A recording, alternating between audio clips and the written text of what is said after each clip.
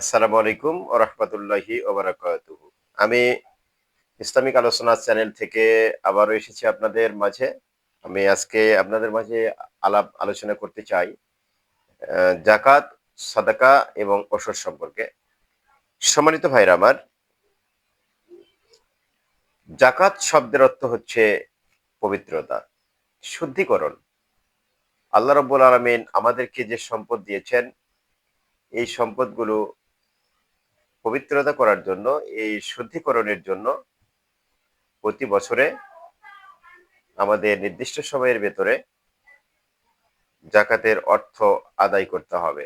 অর্থাৎ জাকাতের যে অর্থ রাসূল করিম সাল্লাল্লাহু আলাইহি ওয়াসাল্লাম যে নির্ধারণ করেছেন, সেই অর্থটা অবশ্যই আমাদের যেহেতু ইসলামী রাষ্ট্র কায়েম হয়নি এখনো, এইজন্য যারা ওই আল্লাহ রাব্বুল আলামিন যে ৮ টি খাতের কথা বলেছেন, সেটা তো আবার ৬০ নম্বর আয়াতের ভিতরে এই ৮ টি খাতেই আমরা জাকাতের অর্থ, ওসরের অর্থ এবং হচ্ছে সাদাকার অর্থগুলো আমরা বিতরণ করতে পারি। এখানে রাসূল করিম সাল্লাল্লাহু আলাইহি ওয়াসাল্লাম তিনি বলছেন, হাদিসটি আবু হুরায়রা রাদিয়াল্লাহু তাআলা আনহু তিনি বর্ণনা করেছেন। এই হাদিসের রাবী হচ্ছে আবু হুরায়রা রাদিয়াল্লাহু তাআলা আনহু।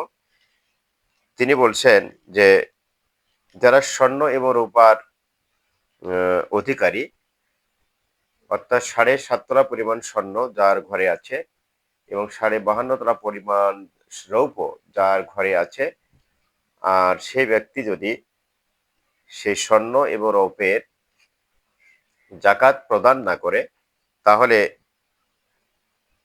কিয়ামতের দিন এই স্বর্ণ রৌপ্যগুলোকে আগুনে উত্তপ্ত করে ওই ব্যক্তির শরীরের বিভিন্ন জায়গাগুলোতে স্পর্শ করা হবে এবং আগুনের হিট দেওয়া হবে তার শরীরের ভিতরে। এটি হচ্ছে মুসলিম শরীফের হাদিস।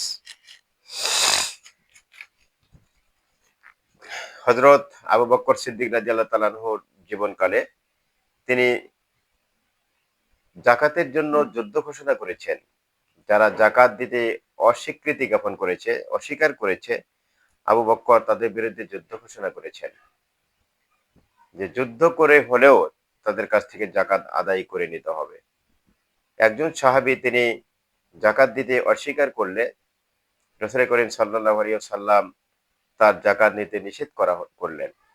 এরপর আল্লাহ রসুলের ওফাতের পরে হযরত আবু বকর সিদ্দিক রাদিয়াল্লাহু তাআলা আনহু তিনি যখন দায়িত্ব পেলেন খলিফার, ওই ব্যক্তি হযরত আবু বকর সিদ্দিক রাদিয়াল্লাহু তাআলা আনহুকে যাকাত দিতে এসেছিলেন, কিন্তু আবু বকর সেটা প্রত্যাখ্যান করেছেন। এরপরে ওমর রাদিয়াল্লাহু তাআলা আনহুর জীবনকালে ওই ব্যক্তি যাকাত দিতে এসেছিলেন, কিন্তু ওমর রাদিয়াল্লাহু তাআলা আনহু তা প্রত্যাখ্যান করেছেন। এভাবে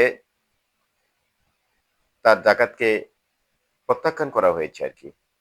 সম্মানিত ভাইরা আমার,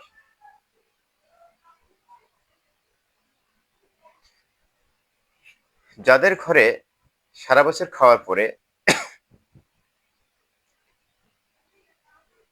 আপনার মালে মালেকে নেসাব, অর্থাৎ ৫২.৫ তোলা রৌপ্য বাজার দাম বিক্রি করে যে পরিমাণ অর্থ হবে, সেই পরিমাণ অর্থ যদি কারো ঘরে জমা থাকে এবং ৭.৫ তোলা পরিমাণ স্বর্ণ বাজারে বিক্রি করলে যে পরিমাণ অর্থ আসবে, সে পরিমাণ অর্থ যদি কারো ঘরে মজুদ থাকে, তাহলে তার উপরে যাকাত ফরজ হবে।